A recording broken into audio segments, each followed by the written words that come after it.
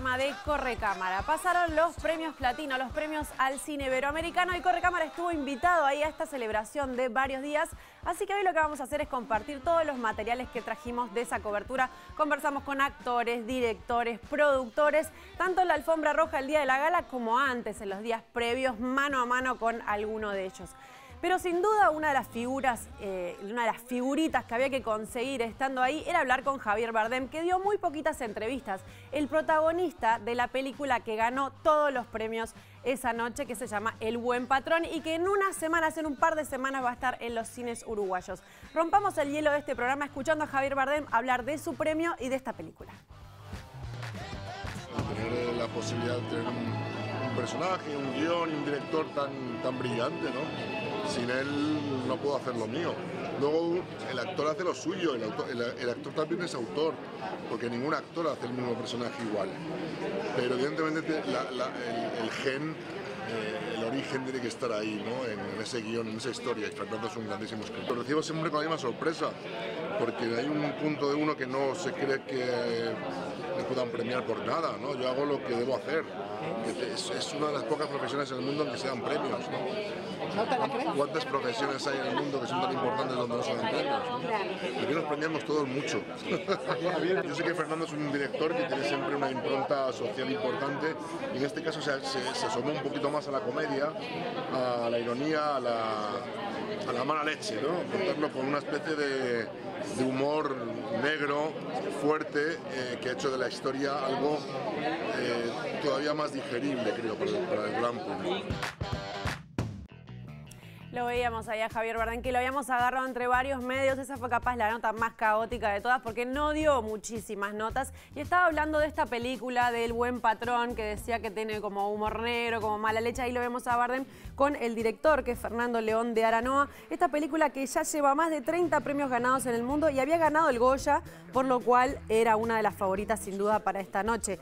En esta ceremonia le ganó a Madres Paralelas. A Mejor Película había 4 nominadas. A Madres Paralelas, la película de Pedro Almodóvar, a Mayabel, que es una intensa película sobre la historia real, una historia real vinculada a la ETA, y Anoche de Fuego, una película mexicana sobre un cártel que toma control de un pueblo y que lo pone en riesgo en la Sierra de México. Ahí los veíamos recibiendo los premios, porque esta película ganó el premio a Mejor Guión para Fernando León de Aranoa, el director, a Mejor Director para él mismo, a Mejor Actor para Javier Bardem y el premio máximo a Mejor Película de la Noche. Es una muy buena película que no es una comedia exactamente, pero tiene como un buen tono de humor sobre la vida del jefe de una empresa de balanzas, una empresa que inició el padre de él, y que si bien esta película cae en algunos clichés, ahí estamos viendo imágenes del Buen Patrón, tiene un montón de detalles muy valiosos sobre la gerencia, sobre el mundo empresarial, sobre los recursos humanos. Entiendo por qué la premiaron, ¿no? Y hay momentos en los que realmente la trama tiene una incomodidad que es como que te hace cosquillas, y Bardem está muy, muy bien en este papel, además de todos los papeles secundarios como el de este asistente que tiene mucho que ver con toda su vida. Esta película, como les decía, se va a estrenar en los cines uruguayos el 19 de mayo, así que la vamos a poder ver en cines apenas en un par de semanas. Una película que, bueno, como les decía, ganó Mejor Película, pero además, si nos vamos a series, la ganadora de la noche fue El Reino. Una serie que se estrenó en Netflix, y en el segundo bloque vamos a mostrar lo que conversamos con varios de sus actores y creadores, con Claudia Piñeiro, una de las realizadoras, escritora argentina, con Mercedes Morán, con el Chino Darín y con Joaquín Furriel, por ejemplo, pero eso lo vamos a ver en un ratito. Ahora es el turno de la ganadora Mejor Actriz de Reparto, la gran Aitana Sánchez Gijón, que muchos recordarán, es una histórica del cine español y bueno, también del cine mundial. Conversamos con ella. Lo primero que hizo cuando le pregunté, en realidad la cité para hablar y le pregunté por Madres Paralelas, se enteró que era de Uruguay y me empezó a hablar solamente de Uruguay. Míralo. Uruguay, mi país favorito. Sí. ¿Por qué? Pues porque he pasado momentos increíbles en Uruguay, he pasado mucho tiempo por ahí perdida. Sí, tengo grandes amigos y siempre fantaseo con volver. ¿Cómo ha sido la experiencia de rodar Madres Paralelas, que se vio muchísimo también en Uruguay? Pues fue para mí un regalo, porque todos los actores, todas las actrices soñamos con trabajar algún día con Pedro, y el hecho de que me regalara un personaje como el de Teresa, esta madre imperfecta, esta mujer amante del teatro como yo, madre imperfecta como yo también, pues es de estos personajes icónicos de Pedro que cuando le tocan a una actriz es que solo puede dar las gracias. A la hora de aceptar el guión, ¿pesaba el tema también de los desaparecidos que toca la película? Fundamental, ese tema es absolutamente fundamental, es una herida todavía abierta en este país, y creo que Pedro ha hecho un ejercicio de reconciliación absolutamente necesario, porque si no desentierras las verdades ocultas, tanto a nivel individual, porque lo hace en el nivel íntimo, en la historia de Penélope y Milena, como a nivel global de todo un pueblo, no se puede caminar por la vida y avanzar con honestidad. Entonces es algo que además fuera de nuestro país no se sabe tanto, y la gente se está sorprendiendo mucho en los países donde se ve madres paralelas y dice, pero ¿cómo hay desaparecidos en las cunetas en España? Dice, sí, hay muchos desaparecidos en las cunetas todavía. Interesante lo que nos contaba Aitana Sánchez Gijón, además de un placer hablar con ella. Recordemos que esta película Madres Paralelas, si no la viste todavía, se puede ver en Netflix, que ha generado críticas encontradas. La gente la amó o la dio, saca tus propias conclusiones. Ahora vamos a pasar a hablar de una de las ganadoras de la noche, que tiene que ver con el cine iberoamericano, porque es una película que podríamos decir que es argentina, además de que es una coproducción incluso con Bolivia. Carnaval es la película que ganó a Mejor Ópera Prima y además a Mejor Actor de Reparto para Alfredo Castro, que es un actor chileno que hemos visto en muchas películas, uno de los actores chilenos más importantes en este momento. Hablamos con él sobre esta película que recupera, por ejemplo, una tradición bastante perdida para algunos países, que es el malambo. Míralo.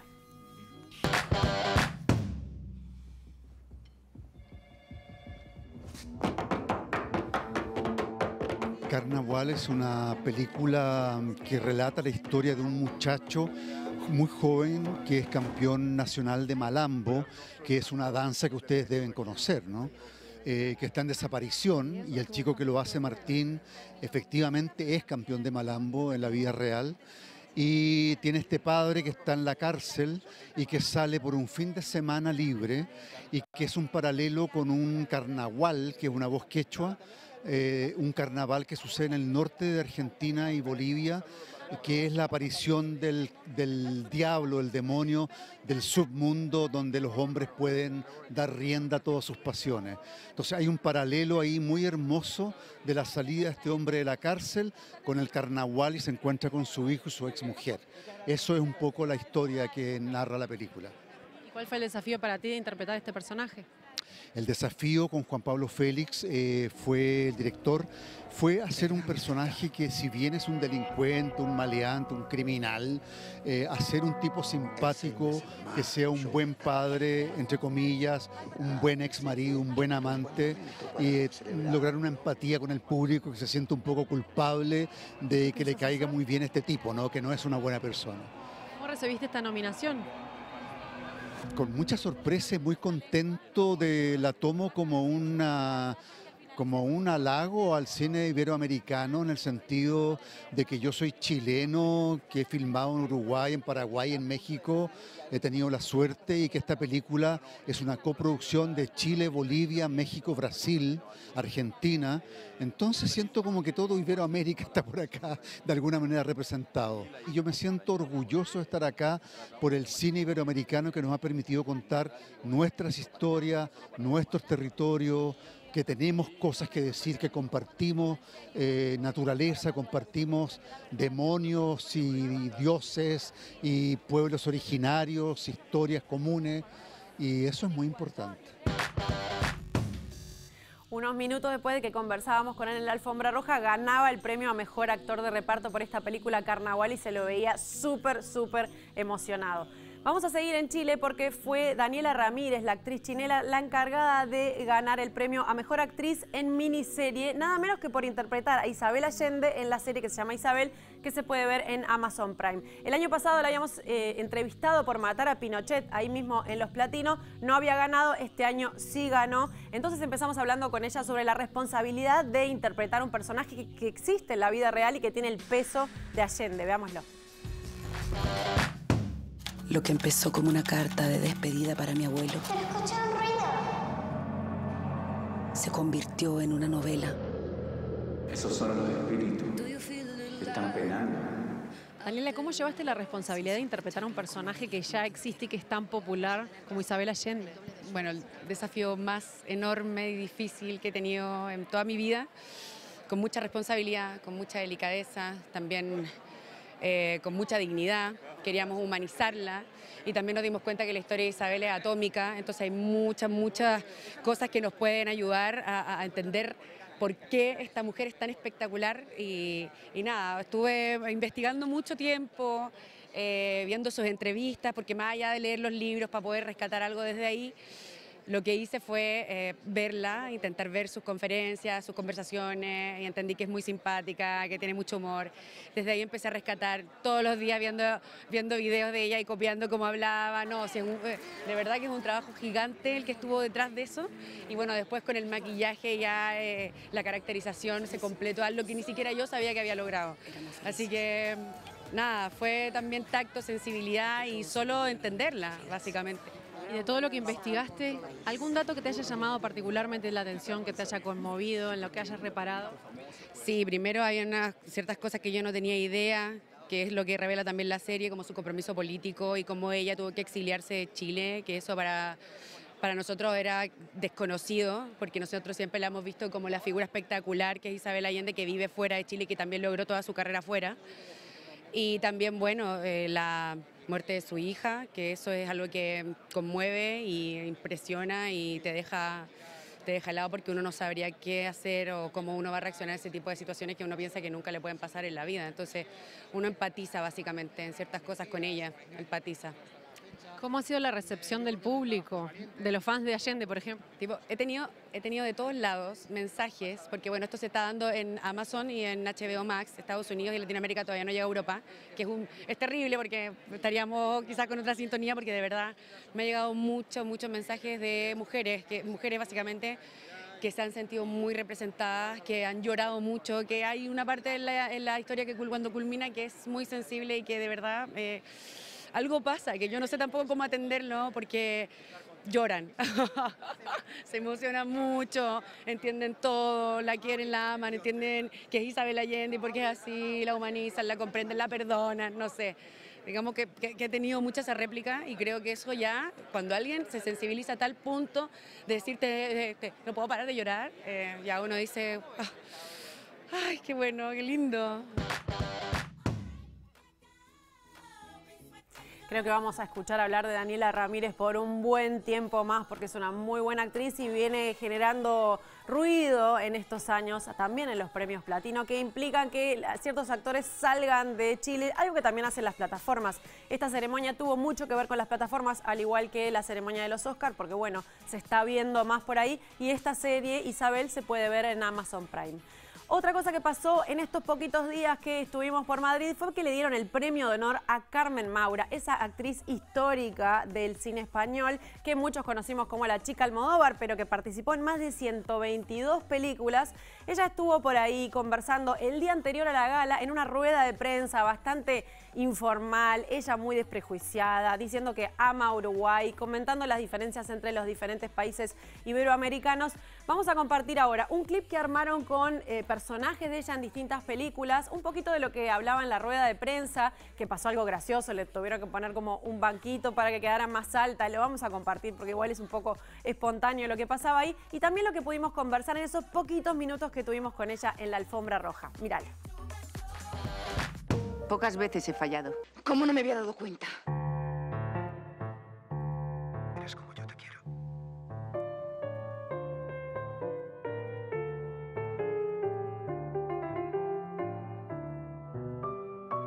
Tenga nada que pensar. Os salgo de aquí. O monto una carnicería que no os vais a olvidar en vuestra puta vida. Tú, en el escenario un ángel y en la cama un demonio. Pero para las cosas de la vida, un cagón. Lo sabía, es que lo sabía. ¿Yo? ¿No me habéis dicho que tenía mucha imaginación? Pues esa cosa ya no me interesa. Las fuerzas que me faltaban las saqué de donde pude. Yo no sabía nada, hija mía. ¡Vamos! ¡Riégame! corte. ¡Riégueme! Este premio es un honor. Se lo merece. Esto es algo que ha ocurrido y ya está. Bueno, pues estoy bastante impresionada y luego como cuando te haces mayor estás más sensible, pues claro, te impresiona más. El verme haciendo tantos papeles. Yo de todas maneras hay una cosa que me pasa que a veces cuando hablan de mí me parece que es otra, porque yo, el ser actriz ha sido para mí tan bonito, tan divertido y en el fondo mucho más fácil que todas las demás cosas de la vida. Entonces, no me veo ahí, me quedo impresionada de la cantidad de cosas que he hecho y luego cada vez que da un discurso el Cerezo me quedo, vale. Cuando oigo todos los premios que me han dado. Yo de verdad, este premio es especial porque yo es que he trabajado muchísimo en Iberoamérica y no se ha enterado ni la mitad de la gente. Pero me lo he pasado genial. O sea que ya mañana diré todos los sitios donde he trabajado. Es que he trabajado, mirad, en Costa Rica, en México, en Venezuela, en Colombia, en Brasil, en Uruguay, en Argentina y en Chile. Yo creo que no se me olvida ninguno. Y he pasado momentos maravillosos. Entonces, este premio me parece que me viene bien. Porque además así me hago la idea para contarle a la gente lo que es el premio Platino y lo que es trabajar allí fuera. Porque como las películas la mitad no llegan... Y no es porque sean feas, porque he hecho películas maravillosas. Y lo que pasa es que yo a veces lo que hago es hacer copias para mis amigos y entonces las que más me gustan las ha visto unas cuantas personas, pero vamos, no es suficiente. Porque la verdad es que la mayor satisfacción de hacer películas es que la gente las vea. ¿Cómo ha sido tu experiencia filmando en Latinoamérica? Muy diferente de unos países a otros porque son sitios completamente distintos. La gente dice Iberoamérica y se cree que vas a llegar y que paf, todos os pedacéis y no tenéis nada que ver unos con otros. Pero ha sido súper enriquecedora en todos los sentidos, como actriz y humanamente. Y a mí además me gusta muchísimo la naturaleza y los animales, todas esas cosas. Y allí hay países donde hay una naturaleza que explota por todos los lados, los colorines, los pájaros, todo. He disfrutado mucho, la verdad. Como actriz has marcado generaciones y generaciones de público y de espectadores en Uruguay, por ejemplo. ¿Hay algún personaje que recuerdes especialmente de las películas de Almodóvar, por ejemplo, que haya tenido más repercusión? A mí con Almodóvar creo que mi preferida es La Ley del Deseo, porque cuando la vi me llevé un susto, yo no sabía que era... No sé, fue una cosa que me impresionó muchísimo. Me iba hundiendo en la butaca cuando la vi la primera vez y era muy fuerte.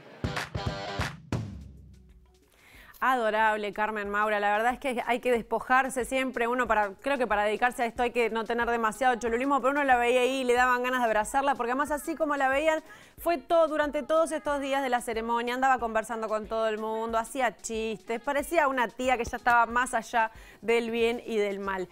Y fue otra de las que también habló de Uruguay, hablaba de Uruguay, donde sea que fuera, empezaba a contarme que había pasado muy bien acá, así que bueno, hay algo entre los españoles y Uruguay.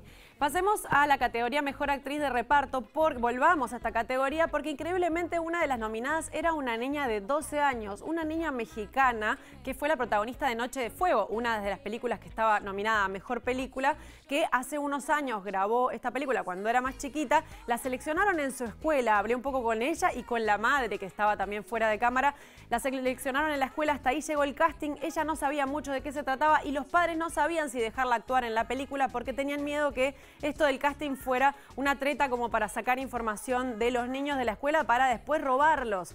O sea, muy parecido a lo que terminaba pasando en la trama de la película, increíblemente. Veamos lo que conversaba con ella misma. No los miren a los ojos.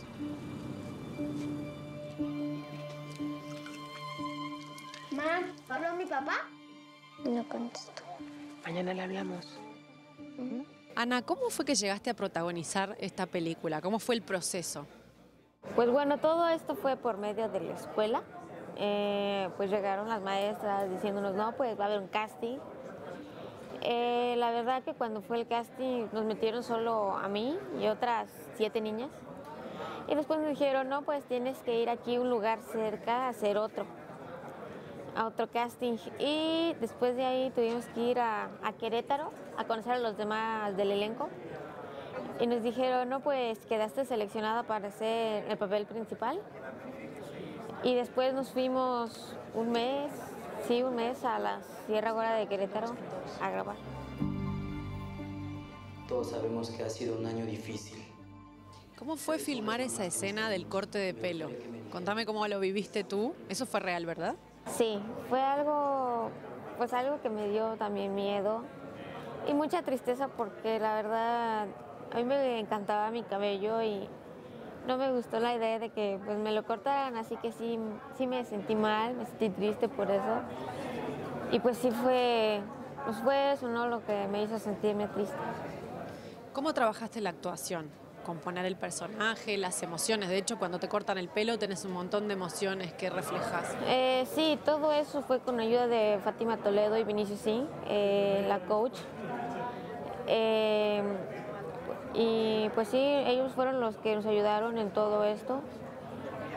Pues sí, en eso de las emociones nos dijo Tatiana, yo sé que tú puedes, sé que es difícil, pero pues va a valer la pena, ¿no? ¿Qué creen que nos pase cuando una de nosotras tres de repente se vaya? ¿Cómo fue para ti verte después, cuando viste la película terminada? Pues fue mucha emoción, miedo, tristeza, también pena, porque nunca me hubiera imaginado esto. Y también tenía miedo de que pues tal vez me juzgaran, ¿no? O algo así. Pero sí muy feliz de haber logrado esto. Porque mientras la grababas no sabías muy bien toda la historia de la película. No, no la sabía muy bien. ¿Y cuán lejana es la realidad de las niñas de la película a la tuya? ¿En qué se acerca tu realidad y en qué estás lejos? Pues bueno, en que Ana es una niña pues muy feliz, que tiene ganas de descubrir el mundo, vivir la vida. Y pues sí, no, es eso que ella comenzó a conocer. ¿Tú vivís un miedo parecido al de la protagonista? Pues un poco, ¿verdad? Porque tengo miedo de que le llegue a pasar tal vez algo a mi familia. Y pues sí, no, tengo miedo de que ese tipo de cosas que aparece llegue tal vez a nuestra comunidad o algo así. ¿Tenés idea de seguir actuando ahora? Sí. Después, fuera de cámara, nos contaba que estaba en un proyecto ya, le gustó tanto la actuación que va a seguir, pero no podía revelar demasiado sobre este proyecto. La madre estaba afuera, estaba alucinada de la Sierra de México, pasaba ahí a estar en Madrid, en ese yanket de prensa que no entendían nada, pero estaban recontra emocionadas las dos y bueno, estaban expectantes de qué iba a pasar con el futuro de esta carrera. De esta película Noche de Fuego se puede ver en Netflix también, la pueden ver a esta niña adorable. Fue un placer conversar con ella. Ahora repasemos algunos ganadores más de esta ceremonia que sucedió el domingo pasado en IFEMA en Madrid. Al mejor actor en miniserie fue nada menos que para Javier Cámara, este gran actor español que ganó por Venga Juan, que es una serie que se puede ver en HBO Max y que es una comedia. Él dijo que se alegraba especialmente de que premiaran una comedia porque nunca se premia a una comedia en este tipo de ceremonias, así que habló especialmente de eso, de esta serie que se llama Venga Juan y que, como les digo, se puede ver en HBO Max. Después, cuando llegó el turno de la mejor actriz de reparto en miniserie, fue para Naya Nimri, la que muchos de ustedes conocerán por su rol de Alicia Sierra en La Casa de Papel. Ella agradeció especialmente el cariño que le está llegando de todas las partes del mundo y especialmente de Latinoamérica. Dijo que estaba muy emocionada, hizo mucho hincapié en que les llega mucha energía desde el público. Obviamente esta fue una serie súper premiada y súper vista en Latinoamérica.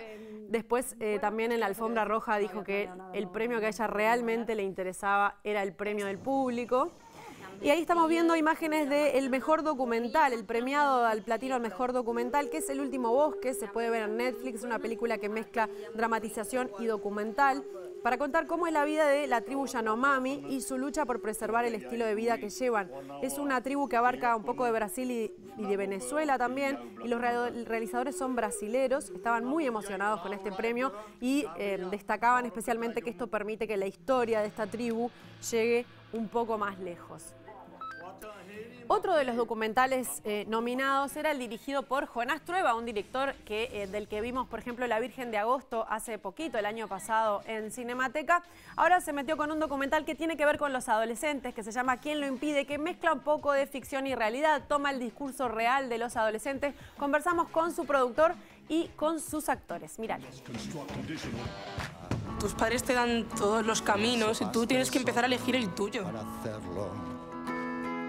Esto empezó en verdad porque mi madre no quería que me tiñese el pelo y yo dije, pues mira, ni para ti ni para mí, me tiño solo la mitad. Sentimos que el recorrido de lo que pueden aportar los chicos adolescentes pues de este siglo, ¿no? de este tiempo, creemos que también es una ventana que permite a los adultos o a los mayores pues acercarnos más a, bueno, pues a conocerles y a lo que es realmente ser un adolescente en este año 2022, ¿no? Entonces creemos que eso es una oportunidad que el proyecto lo trae con nosotros. Serán las hormonas, lo que dicen los científicos, cualquier cosa, pero es lo que siempre dicen los adolescentes, la inseguridad, no sé qué, no sé cuántos. Pues sí, es real, tú también lo has vivido, ¿no? ¿Cómo fue para ustedes trabajar en este híbrido entre ficción y documental? Pues una experiencia rara, pero muy bonita, ¿no? Sí, sobre todo eso, muy bonito. Como una oportunidad para mostrarte tú, no solo como quien eres, sino como la mejor versión de quien podrías ser al final. ¿Y qué opinan del tema que les toca de cerca, de que se estrene un documental sobre la juventud en este momento? Es una pregunta complicada. La verdad es que agradecemos que se hagan películas de este estilo, sobre todo algo que pueda contar un poco lo que es la juventud desde un punto de vista más cercano a nosotros, a nuestra realidad, porque estamos acostumbrados a ver ficciones en televisión, cine, que a lo mejor sí que cuenta quizá otro tipo más idealizado de juventud. Entonces el ver lo que es una juventud más cercana a nosotros, pues como que lo vemos incluso necesario mostrar, y por eso de ahí surge este proyecto, de hecho. Sí, y además como después de la pandemia, que creo que la juventud ha sido tan castigada, ¿no? Y tan señalada, creo que está bien que haya proyectos así que puedan enseñar que hay otro tipo de jóvenes, aparte de los que se castigan en la televisión, ¿no? O que se castigan en las noticias, como que los jóvenes hacen otras cosas y que no todo es culpa lo que tienen. Porque ¿quién lo impide? ¡Nadie lo impide! ¿Quién lo impide? Era uno de los documentales nominados a Mejor Documental, que finalmente no ganó porque ganó El Último Bosque, la película brasilera. Pero en la categoría documental dejó mucho para ir rescatando, para ir buscando, para ver. Y uno es 100 días con la Tata, que era otro de los nominados, dirigido por Miguel Ángel Muñoz, hijo de un actor él también español, que además fue el presentador de la gala. Conversamos con él sobre este documental que empezó siendo una historia familiar y después decidió sacarlo al mundo. Míralo. Es que no se puede explicar. ¿Qué es lo que busca usted? Pues yo busco que anotemos aquí un montón de cosas que queramos hacer. Yo lo único que deseo es estar siempre junto a tu vera. Miguel Ángel, ¿cómo tomaste la nominación a tu documental? Pues te puedes imaginar, la nominación a 100 días con la Tata ha sido la mayor alegría en el último mes. Y no me lo podía creer, tener la oportunidad de presentar esta gala junto con Lali, ser el maestro de ceremonias de los premios Platino y además estar nominado. Es como un sueño hecho realidad. Desde muy pequeñito yo siempre la he querido llevar a mi ritmo, a mis cosas. Entre ellas, hacer una película. ¿Lista, Luisa? ¿Vamos? ¡Acción! ¿Qué le puedes contar al público uruguayo de cómo surgió esta película?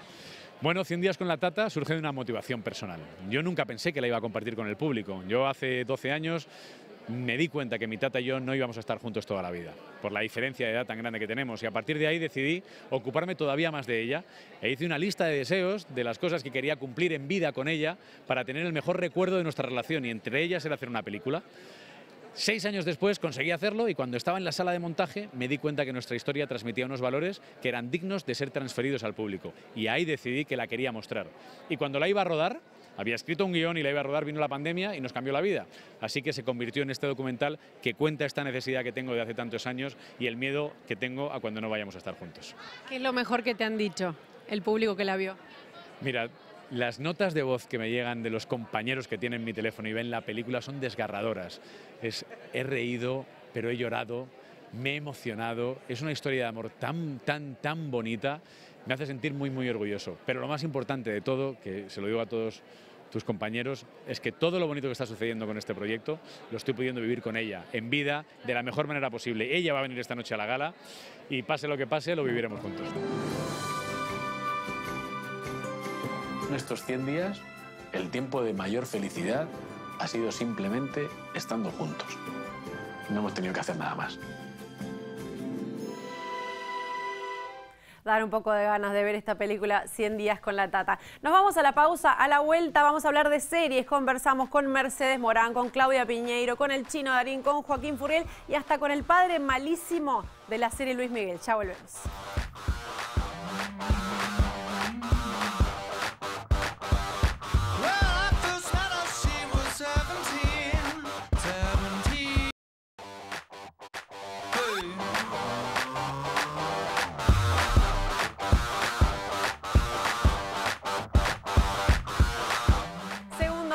De este Correcámara especial sobre estos premios al cine iberoamericano y como les dije vamos a hablar de series, de la ganadora, pero además de otras series que estaban nominadas también. La ganadora a la mejor miniserie fue El Reino, esta serie argentina que combinaba política e iglesia evangélica que dio tanto que hablar hace poquito. Bueno, resultó la ganadora de la noche, ganó a mejor miniserie a los premios a los creadores de miniserie para Claudia Piñeiro y para Marcelo Piñeiro.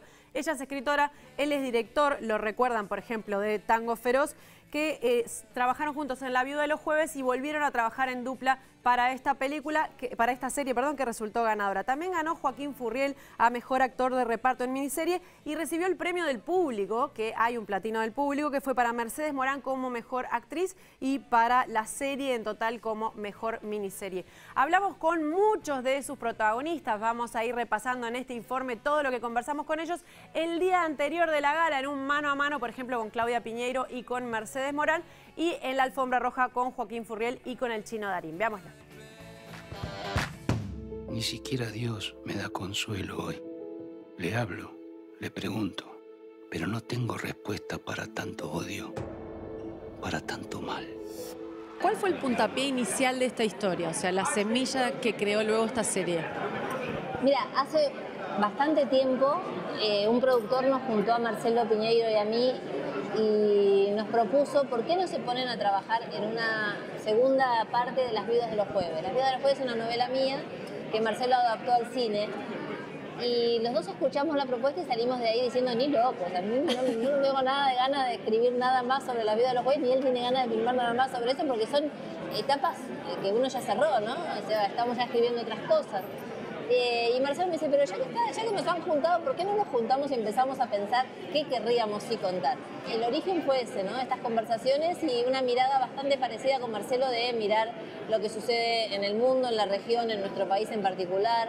Esta cuestión de tantos partidos de derecha que se juntan con iglesias para conseguir determinadas agendas, ¿no? Sobre todo de restricción de derechos y demás. El proceso de Bolsonaro en Brasil era un proceso inminente, todavía no era presidente cuando empezamos a escribir y se fueron sumando otros hechos parecidos, ¿no? Yáñez en Bolivia entrando en el golpe con la Biblia en la mano, Ukele en El Salvador también con la Biblia, ¿no? Donde se mezcla lo que es, digamos, la parte política de un país con la religión que debería estar por separado porque somos países laicos, ¿no? ¡Sal, demonio! ¿Realizaste una investigación para componer este personaje? ¿Cuál era tu vínculo, por ejemplo, con la religión antes de este personaje? Bueno, mi vínculo con la religión ha ido variando durante mi vida. Fui educada en el catolicismo, luego cuando crecí siempre fui muy representante de la época que me tocó atravesar, así que pasé por el agnosticismo, por el materialismo, por el ateísmo, por el hinduismo. Y digamos, cuando me llegó este personaje a mí, creía haber hecho una combinación y me defino más que como una mujer religiosa, como una mujer espiritual, ¿no? Pero ya estoy como muy alejada de cualquier formato religioso, de cualquier índole. La relación que yo tenía o el conocimiento que tenía de los evangélicos era bastante parecido y superficial, así que sí, tuve un poco de información en general de lo que significa esta iglesia, de cuáles son las maneras en las que participan socialmente. Y con respecto a la pastora, al personaje, no, porque primero que no hay tantas pastoras como pastores, estaba tan maravillosamente escrito que me despertó la imaginación, me resultó fácil en ese sentido, ¿no? Cuando está muy bien escrito. Pero bueno, en la medida en que hicimos y íbamos haciendo la serie, nos íbamos cada vez informándonos más y surgían preguntas a partir de las cosas que hacían los personajes. Pero bueno, como siempre tuvimos claro que es una ficción y que nos tomamos todas las libertades del mundo un poco para celebrar, ¿no?, el hecho de que es, y resaltar y subrayar que es una ficción, no un documental. No es que hice sí observé, como hago siempre con todos los personajes, un carácter, ¿no?, una manera de pensar, una manera de vincularse. Por eso el resultado de mi trabajo no es solo mío, es el resultado de un libro y básicamente de los actores y las actrices con las que compartí escenas, porque sobre todo con el pastor, con Diego Peretti, donde un poco la construcción de los caracteres tuvo que ver con ese vínculo tan especial que tienen ellos dos. Le garantizo que va a ser el próximo presidente de la Argentina, Emilio, pero bajo nuestras condiciones y nuestra estricta supervisión.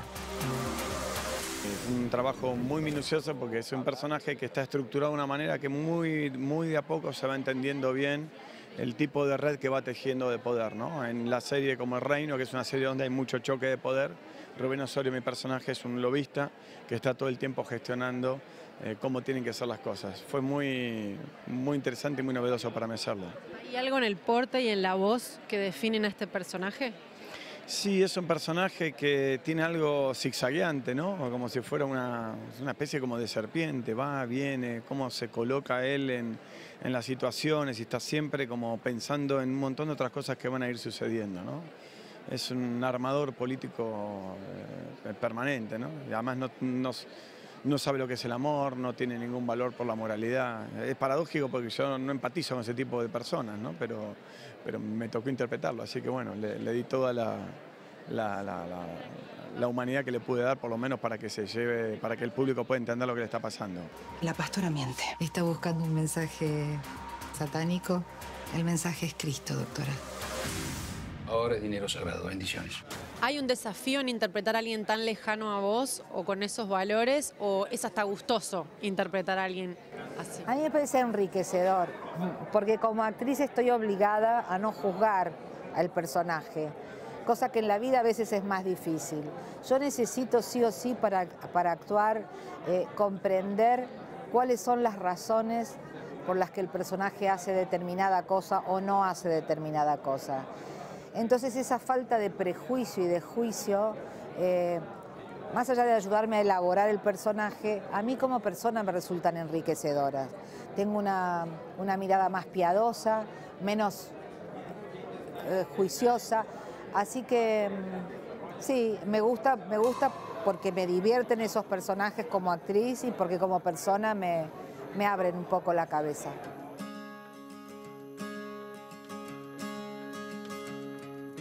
Todopoderoso, Rey de la creación, está en todo momento dentro de mi corazón. ¿Te sorprendió la reacción que tuvo el público después y las consecuencias de esta serie?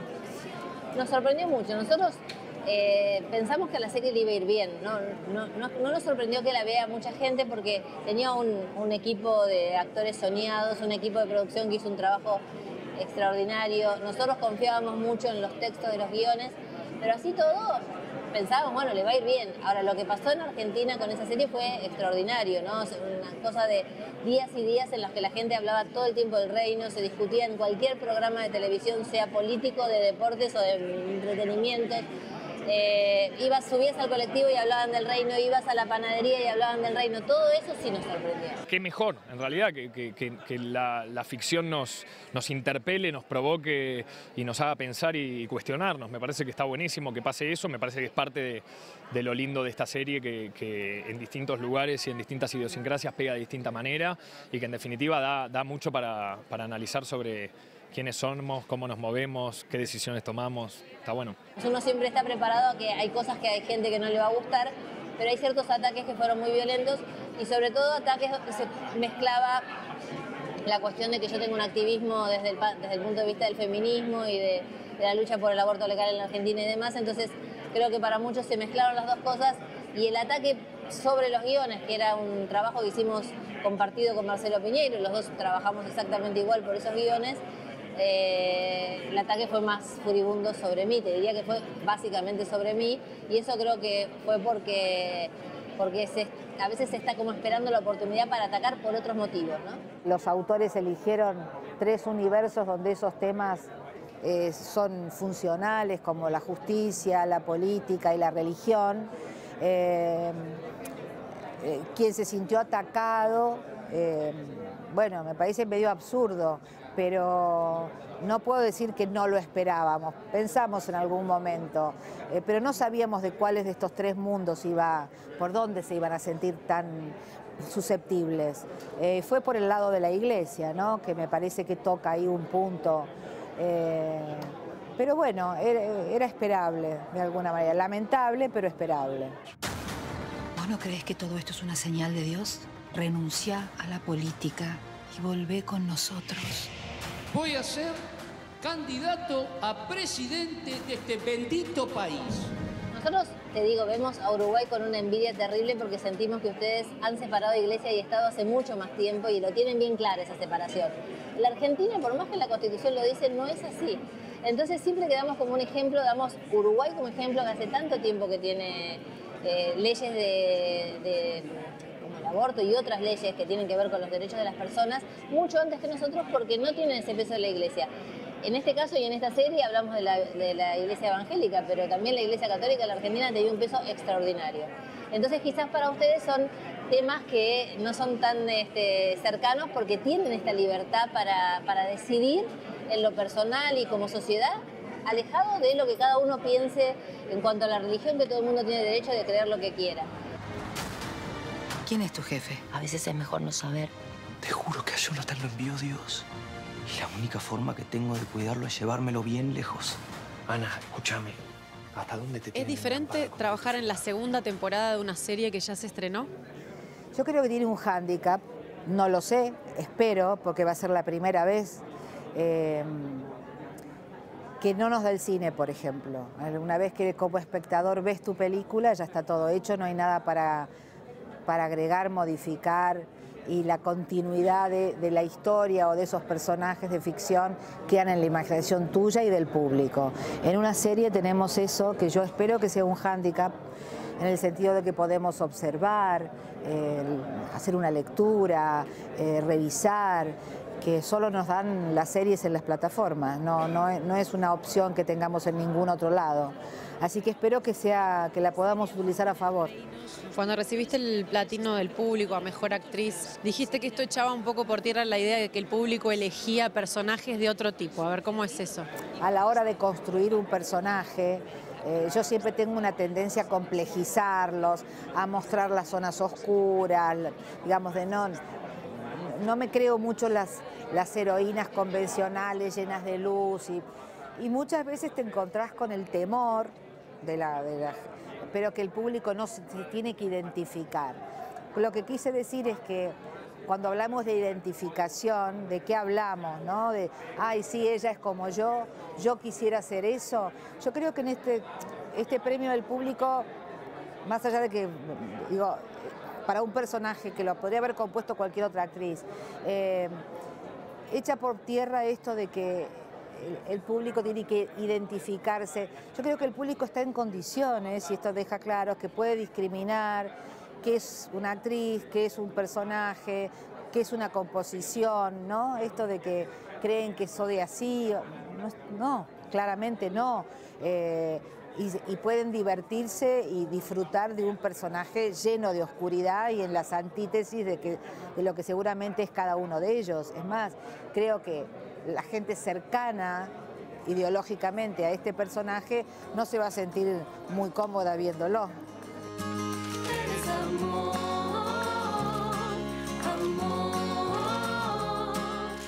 Estamos muy contentos con la participación de Alfonso Tort y de Néstor Ucini. Los dos han hecho papeles extraordinarios, mucho más grandes de lo que eran en el papel, ¿no? El papel de Alfonso era un papel importante, pero el otro era un papel chiquitito, y igual los hicieron crecer. La gente nos habla de esos personajes, o sea que yo me doy cuenta que le ha dado un valor a la serie muy importante, y estamos muy contentos que ellos hayan participado del Reino. ¡Sal, demonio! ¡Sal, demonio! ¡Sal, demonio! ¡El demonio es la política!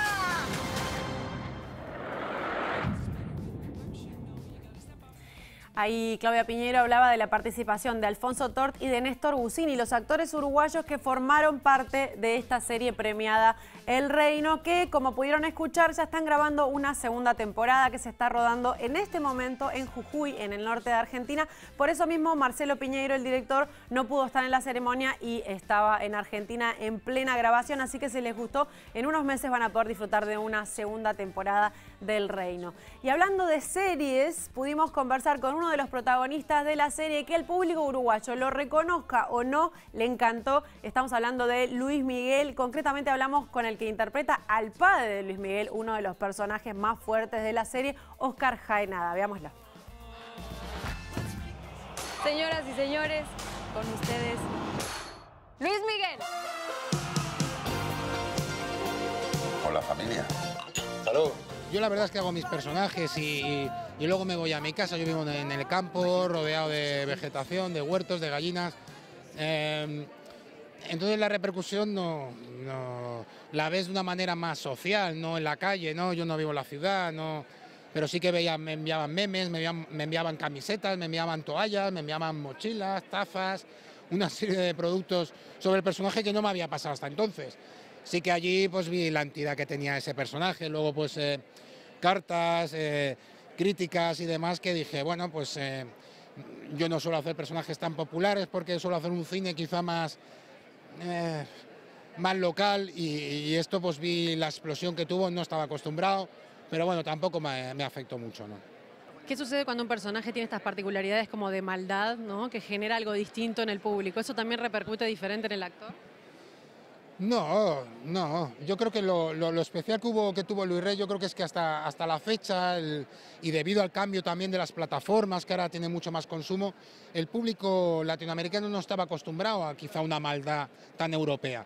Yo vine con una maldad, digamos, más lenta, había que pelar la cebolla, está más trabajada esa maldad, son más años de historia, más compleja, es más hipócrita, ¿sabes? Entonces yo creo que yo les llevé un personaje así más europeo, más que había que pelar la cebolla, no era malo de primeras, ¿no? A priori podía parecer un tipo normal o quizá tal, pero no, el interior de ese personaje, a medida que iban pasando los capítulos y iba trabajando en pelar la cebolla, creo que llegamos a una maldad que no se esperaban, ¿no?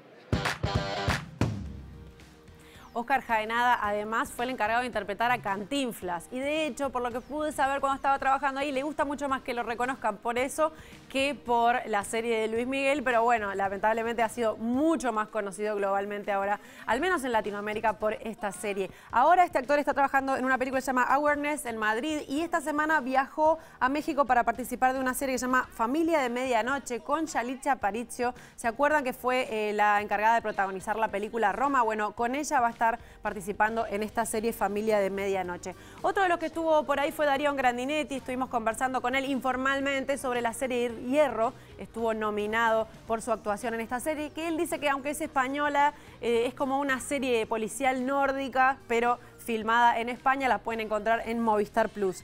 Y después otra con la que estuvimos conversando es con Silma López, la protagonista de la serie Valeria, una serie que tuvo mucho éxito en Uruguay, que tiene un corte bastante femenino, 4 amigas en Madrid. Se puede decir que trataba de retomar algo de Sex and the City. Conversamos con ella sobre su personaje Lola y esta repercusión global. Veámoslo.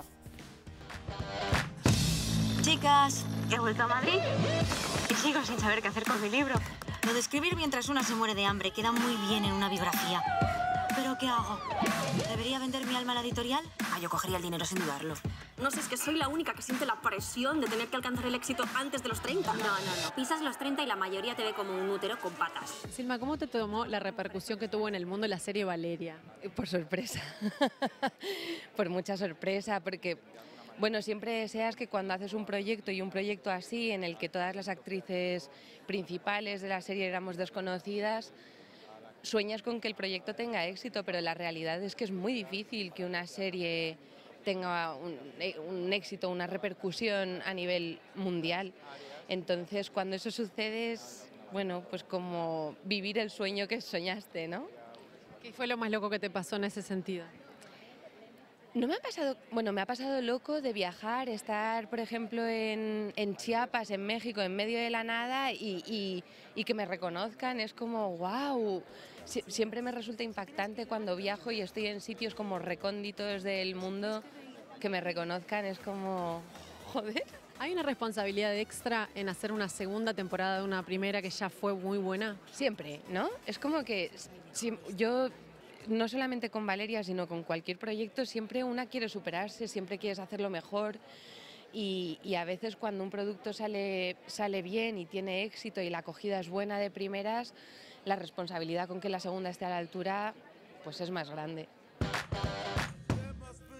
Esta serie, Valeria, si no la vieron, para los que les puede interesar, que no creo que sea para todo público, pero cada uno sabe, se puede ver en Netflix. Y como escucharon, están rodando una tercera temporada. Cada uno suele tener su personaje favorito, también como pasa con otras series. Nos vamos a la pausa y a la vuelta compartimos lo que conversamos con Eleonora Wexler, con el director de La Mejor Animación, que siempre es divertido conversar con ellos, con Franchella, con Cecilia Roth. Ya volvemos.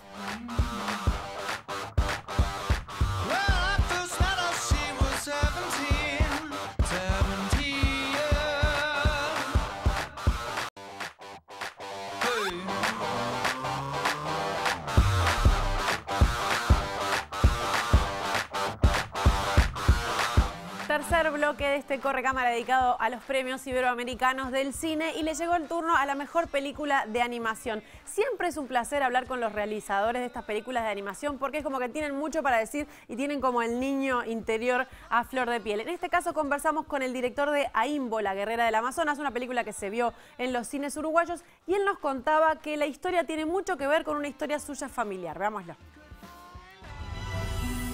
Durante 1000 años, el vínculo entre mis hijos y yo era perfecto. Ahora, la oscuridad amenaza con destruir el Amazonas. Pero una joven posee el poder de cambiar hasta el más oscuro corazón. La historia se inspira un poco en la vida de mi mamá, ¿no? Mi mamá nace en una tribu amazónica, el Shipibo-Conibo, y fue una mujer espectacular y representa todo lo que es Aimbo, ¿no? Entonces me gustó mucho darle un homenaje a ella. Y de paso hay un tema real que hay en nuestra Amazonía, nosotros como amazónicos, de la depredación que está pasando en nuestro país en los bosques, ¿no? Por la minería ilegal, que es terrible, nadie hace nada, es imposible luchar contra eso. Y era parte de poner nuestro granito de arena, ¿no? Al menos llegar a la gente, llegar a los niños que van creciendo de esta manera a través de este canal, ¿no? Una película animada. Eso te iba a preguntar, si ahora la animación se estaba convirtiendo en un canal para transformar o para llegar a otro público con determinados mensajes. Desde todo punto de vista, ¿no? Desde el punto de vista comercial, imagínate, la animación es un tema familiar, ¿no? Y desde el punto de vista narrativo y diseño, te permite expandirte y crear fantasía y magia, que es lo que a los niños les gusta. Me voy yo más por el tema familiar, ¿no? Entonces, esa magia que yo tenía de niño, de vivir en la selva, que yo digo, ¿cómo se lo puedo transmitir? Yo le contaba a la gente, tú no sabes lo que es esto, los árboles tienen vida, los espíritus de los animales, los árboles, porque uno convive con eso. Entonces la mejor manera era contarlo a través de esto. El medio, el formato es perfecto, ¿no? Que cosas que no puede hacer en vivo. Bueno, aunque ahora a último todo se puede hacer, ¿no? ¿Hay que ser un poco niño para trabajar una animación? Totalmente, totalmente. No debes crecer, en ese sentido no debes crecer, ¿no? Hasta aunque tengo 53 años. Pero mi mente sigue pensando como las cosas que yo hacía de niño y me lleno de aventuras y creo, le cuento a mis hijos, ¿no? Y se emocionan, se ríen, nos divertimos. Y son historias que yo tengo en la mente de lo que yo era de niño, que nunca van a morir. Entonces transmítelas. Eso no es un abrazo. ¡Esto es un abrazo! Bueno, lo escuchas, se la dan ganas de trabajar en la producción de una animación. Bueno, repasemos ahora algunos premios más para ya terminando el programa de esta ceremonia. Por ejemplo, el premio a la dirección de arte fue para la película Madres Paralelas. Obviamente me parece que es súper merecido. El arte de las películas de Almodóvar es increíble. La música original también fue para Madres Paralelas, para Alberto Iglesias. El montaje fue para la película Siete Prisioneros. El premio a la mejor fotografía fue para Kiko de la Rica por la película Mediterráneo. Y el premio al cine y educación en valores fue para Los Lobos de Samuel Quilli, una película mexicana. Y en esta misma categoría de premio platino al cine y educación en valores estaba nominada la película Yo Nena, Yo Princesa, que cuenta la historia de la primera niña trans en Argentina. Conversamos con Eleonora Wexler, que es la protagonista de esta película, justamente. Veámoslo. ¿Él está triste o nervioso por algo? Dale, Manuel, jugá conmigo. Contó se quedarme con un marcador rosa como si fuese una muñeca. Abajo de la cama, Manuel. ¿Ya viste con mi ropa en los ojos? ¿Viste los ojos tristes que tiene? ¿Qué le pasa? ¿Soy una mala madre? Es la historia maravillosa de esta niña, Luana, que al año y 8 meses, cuando en realidad es cumpleaños de 2, ¿no? Pero fue al año y 8 meses, ella nació con el sexo, con genitales masculinos, mellizos. Su mamá, Gabriela Mancilla, le dice a su mamá, disfrazada con una especie de vestido, yo nena, yo princesa. Ella tenía problemas, o sea, se le caía el pelo, estaba angustiado, y el otro mellizo no le pasaba nada. La madre no sabía qué le sucedía hasta que a través de un documental la llevó a terapia, tratando de entender qué le pasaba, ¿no? Porque manifestaba muchas cuestiones que nadie sabía explicarle bien. En un momento ve un documental y ve un documental sobre una niña trans. Y dijo, esto es lo que le pasa a mi hijo en ese momento. Y a partir de eso ella empieza todo un camino, la mamá con la familia, un camino de búsqueda sobre la identidad de su hija. Y finalmente obtiene por primera vez en el mundo un DNI, obviamente con el nombre de Luana, porque ella se decía llamar Luana, o sea, ella es Luana. A los 7 años de edad tiene su DNI. ¿Cuál fue el desafío para ti de participar de esta película con este tema tan particular? Todo, absolutamente todo. Conocer, entender de qué se trataba, conocer a su mamá, Gabriela Mancilla, quien ella escribió el libro. Y ella no solamente me abrió su corazón, me contó toda la historia, era interpretarla a ella con una niña trans que protagonizó la película, que es Isabela, conectar con ella y contar toda esta historia. O sea, es una historia de amor, de una madre que supo escuchar, una guerrera, porque en el año, imagínate, 2007, 2008, no había tanto ganado de todo esto. Entonces, nada, a mí me atravesó contar la historia, había muchas cosas que no conocía. Y creo que al público también le pasó lo mismo. Siento que es una historia conmovedora, una historia que concientiza, que educa, que, no sé, creo que es una gran historia de amor. ¿Puede ser que vas a participar en una historia, en una película ahora que tiene que ver con Uruguay y con Hernán Casiari además? Sí, estuve filmando, recién terminé, la semana pasada, el mejor infarto de mi vida, que tiene mucho humor. Es una producción con España, Uruguay. No me tocó viajar, iba a viajar en un principio con Rita Cortese, pero al final hubo cambio de planes y viajó otro grupo de gente. Trabajamos con 2 actores uruguayos. Y bueno, contenta porque es una comedia, es como otro rubro completamente para contar y disfrutar, ¿no? ¿Cuándo la estaremos viendo por el cine? 23, en realidad, porque es que son 8 capítulos y se filma en España, en Uruguay, se filmó en Argentina, así que hasta que se compagine todo, va a ser ahora en el 2023. Estaremos atentos entonces a esta película, El mejor infarto de mi vida, que está basada en el cuento de Hernán Cassiari, que está basado en un caso real de cuando él tuvo su infarto acá en Uruguay. Bueno, ahora se volvió película, la vamos a estar viendo el año que viene. Ya terminando la alfombra roja, cuando ya no quedaba casi gente, agarramos a 2 actores más. Uno fue Guillermo Francella, que estaba solamente como invitado, que muchos lo habrán visto en la película de Netflix Granizo, esta película que ha recibido toda clase de críticas, muchísimas críticas malas también, pero uno de los colegas que estaba ahí le preguntó si se imaginaba que esta película iba a tener la repercusión internacional que tuvo, y esto era lo que le contestaba.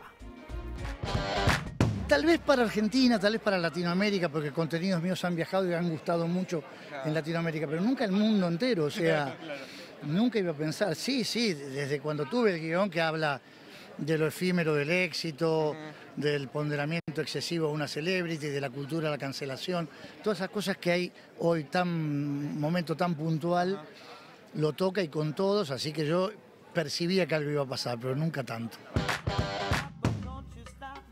Y para terminar, agarramos ya cuando se iba a Cecilia Roth. Hablamos de la relevancia de estos premios. Ella era invitada y le encanta asistir a estos premios, pero también de la responsabilidad de haber sido la voz de la escritora uruguaya Cristina Peri Rossi en los premios Cervantes. Nos contaba todo esto. Yo creo que el valor de los premios, para mí, es el de juntar el colectivo de todos los que hacemos cine, potenciarlo, y que sea una publicidad necesaria para poder seguir haciendo cine, para que nuestros gobiernos apoyen y fomenten la cultura del cine, del audiovisual en todos los países de los que provenimos todos, y que además todos nosotros nos hermanemos en un sentido. Creo que cada vez eso es más notorio y no existían premios iberoamericanos, o sea, siempre estaban como separados, ¿no? Cada país tenía el suyo, y ahora creo que nos estamos juntando y que somos más potentes juntos. Y esa fuera la causa. ¿Cómo tomaste la responsabilidad de hablar por Cristina Peri Rossi en los premios Cervantes? Tener la voz de Cristina, ¿no? La voz con mucha responsabilidad, con temblor, te diría. Yo y Cristina no nos conocemos. O sea, no nos conocemos, no somos amigas, no la he visto nunca hablamos, y de pronto a través de la gente de mi agencia me enteré que Cristina quería que yo dijera el discurso al recibir el premio Cervantes, cosa que me parecía absolutamente asombrosa, maravillosa y de un enorme agradecimiento, pero tampoco terminaba de entender, pero ¿de dónde? ¿Por qué? Y luego entendí y me pareció que una de las razones seguramente sería que la lengua nos une, que el argentino y el uruguayo se parecen mucho y que podía tal vez decir su texto siendo actriz y siendo argentina con la necesidad de que se entendiera cada una de las palabras tan extraordinarias que eligió Cristina para ese discurso, ¿no? ¿Sabés lo que le pareció? Creo que estuvo satisfecha. Muchas gracias. Y como conversábamos el programa pasado, la película uruguaya que llegó más lejos en estos premios platinos fue La teoría de los vidrios rotos, que llegó a ser candidata a mejor película entre las 20 mejores películas iberoamericanas. Para terminar, les quiero recordar que están en cartel películas uruguayas como Años Luz, de Joaquín Maguad, con el que vamos a estar hablando en el próximo programa, El empleado y el patrón, de Manolo Nieto, y también se estrenó la película argentina Competencia Oficial, que es la nueva de Connie Duprat, esta dupla fantástica que hizo, por ejemplo, El Ciudadano Ilustre. Hasta acá llegamos con este programa especial. Esperamos que todos lo hayan disfrutado al igual que nosotros. Nos vemos la próxima edición de Corre Cámara. Chau, chau.